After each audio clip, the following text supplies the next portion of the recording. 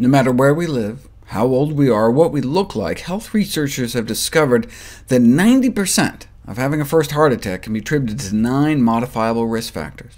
The 9 factors that are threatening our lives include smoking, too much bad cholesterol, high blood pressure, diabetes, abdominal obesity, stress, a lack of daily fruit and vegetable consumption, as well as a lack of daily exercise.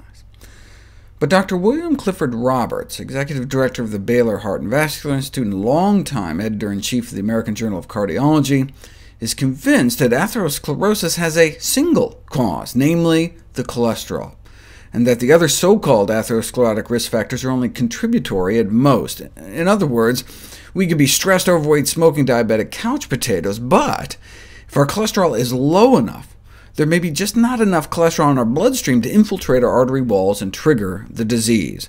Thus, the only absolute prerequisite for a fatal or non-fatal atherosclerotic event like a heart attack is an elevated cholesterol level.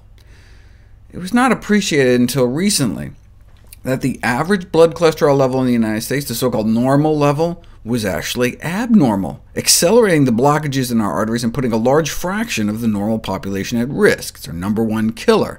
That's cited as one of the reasons the cholesterol controversy lasted for so long, an unwillingness to accept the notion that a very large fraction of our population actually has an unhealthily high cholesterol level. Normal cholesterol levels may be terminal cholesterol levels. The optimal cholesterol level, the optimal bad cholesterol LDL level, is 50 to 70. Accumulating data from multiple lines of evidence consistently demonstrate that that's where a physiologically normal LDL level would be. That appears to be the threshold above which atherosclerosis and heart attacks develop.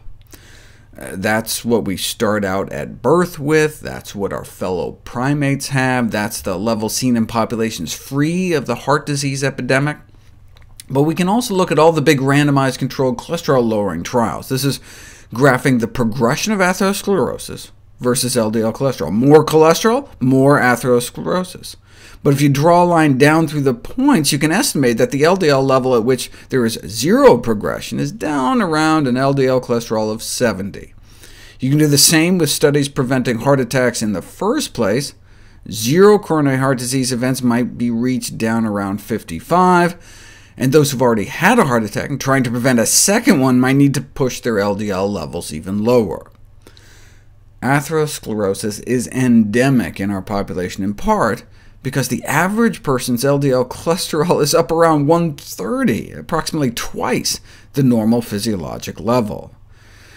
The reason the federal government doesn't recommend everyone shoot for at least even just under 100 is that despite the lower risk accompanying more optimal cholesterol levels, the intensity of clinical intervention required to achieve such levels for everyone in the population would financially overload the healthcare system. Drug usage would rise enormously. But they're assuming drugs are the only way to get our LDL that low. But those eating really plant-based diets may hit the optimal cholesterol target without even trying, just naturally nailing under 70. The reason given by the federal government for not advocating what the science shows is best was that it might frustrate the public, who would have difficulty maintaining a lower level. But maybe the public's greatest frustration would come from not being informed of the optimal diet for health.